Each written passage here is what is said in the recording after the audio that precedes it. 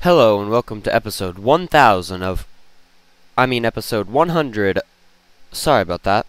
Hello and welcome to episode 10 of... God damn it. Okay, so you've chosen and customized your gun, picked your sidearm, chosen your perks, and made your classes. You've worked your way through the single player and gotten to level 55 by fooling around in free-for-all and team deathmatch. But what now? What can sate your hunger for true competition and teamwork? The answer to your problem is Search and Destroy.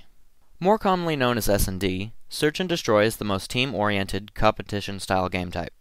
It's similar to the Counter-Strike version of the game: 2 teams, 1 life, 2 bomb sites, and 1 bomb. The teams spawn on opposite sides of the map, and the territory generally remains this way. Most of the time, the defending team will spawn at the B site, with the A bomb site a short run away.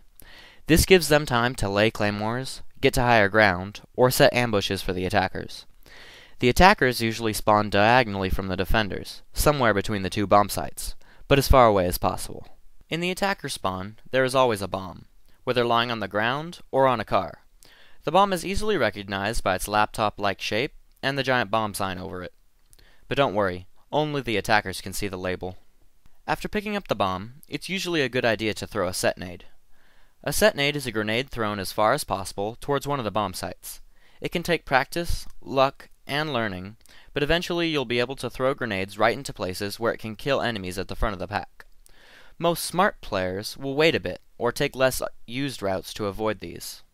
Setnades are a good way to thin out the enemy ranks before you even see them. And let me imprint this into your minds now.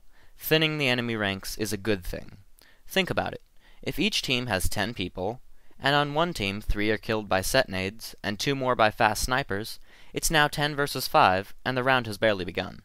So after you get the bomb, or someone else does, you have 4 paths to take.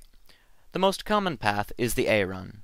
This means you go and try to fight off the enemy from A, protect the bomb carrier, and plant the bomb. Or, if you're on defense, get to A as quick as possible and defend it. The second run is the B run. This is less common because as the defenders usually spawn in B, it's generally pretty well protected. But sometimes you'll get lucky and the defenders will ignore B and go straight to A. And this happens more often than you'd think. The third run is in between the first 2. Literally. It involves running right up the middle and attempting to flank the enemy. This is pretty devastating if it can be accomplished correctly. Think about it. It's kinda hard to fight off an assault from one side, let alone 2. But the middle path is usually wide open, leaving you exposed to snipers. And this is where smoke grenades gain their fame. A few well-placed smoke grenades can effectively blind your enemy, while leaving you perfectly clear to cross open spaces. That is, if you know how to throw them. The fourth path is most commonly used by snipers, and that is the spawn camp circle jerk. This involves camping spawn until you're the last one left, then charging into battle to die in a blaze of glory, with 10 seconds left, and the bomb on the other side of the map. Please don't do this, because instead of a blaze of glory, you'll go out in a wave of cuss words and insults. Now, on the defending team, the B run and the circle jerk are the same thing, only, instead of being cussed out, your team will congratulate you on defending the objective. Okay, you fought your way past the defense, and have brought the bomb to one of the 2 bomb sites. Now it's time to plant it. Planting takes 4 to 6 seconds, it varies from server to server, so you'll be helpless for this time. That's why it's a good idea to throw down a smoke grenade before you plant it. If they don't know what side you're on, they can't shoot you. Or, you could lay some claymores at the entrance to kill anyone who gets the wise idea to try to knife you. If you're defending, and you hear the bomb being planted, and believe me, you will hear it, it's pretty loud, which can lead to what's called a fake plant. This means pressing the use key a few times, so anyone near you can hear it, then, when they rush in, expecting a defenseless planter, they find the hot barrel of your AK-47. So when you hear it being planted, and you're in the building, hold up for a second, just in case it's a fake, and then run in. If you're further away, try priming a grenade, then throwing it at the bomb site. If you're lucky, it'll land on the same side as them. After the bomb is planted, the roles are suddenly reversed. The attackers are now defending the bomb, and the defenders are frantically trying to get in. This battle is a lot harder because, by this point, one of the teams will be hideously outnumbered. And on top of this, is a timer of only 1 minute. The attackers don't have to kill the other team, just get them to waste enough time to where they can't defuse. The defenders, on the other hand, must kill the entire other team, because all it takes is one guy running in to waste your last 5 seconds.